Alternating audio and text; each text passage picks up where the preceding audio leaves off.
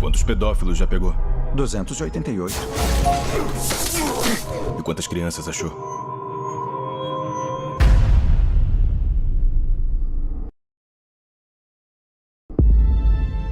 É a rede de crime internacional de crescimento mais rápido que o mundo já viu. Já ultrapassou o comércio de armas ilegais e logo vai superar o tráfico de drogas. E quer saber por quê? Um pacote de pó só dá para vender uma vez. Mas uma criança é vendida 10 vezes por dia. Os filhos de Deus não estão à venda.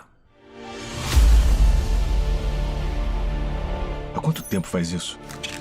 Já faz 12 anos. Quantos pedófilos já pegou? 288. E quantas crianças achou? Timoteo, tú rescatas niños, ¿verdad? ¿Puedes ayudarme a encontrarla? Te lo prometo. Somos da Segurança Nacional. Sabe que não podemos sair resgatando crianças hondurenhas na Colômbia. Quer dizer que ela vai desaparecer para sempre.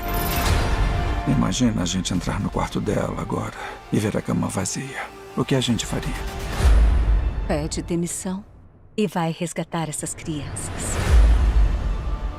Nesse momento, ela pode estar a um quarteirão ou pode estar em Moscou, Bangkok, Los Angeles. É uma operadora. É tudo território rebelde. Ninguém entra. Nem o exército, nem a polícia, nem nós. E se fosse sua filha? Não tem ninguém para ajudar a gente. Estarão sozinhos. Esse trabalho está me despedaçando. E essa é minha única chance de tentar juntar os meus pedaços. Quando Deus te fala o que fazer, você não pode hesitar.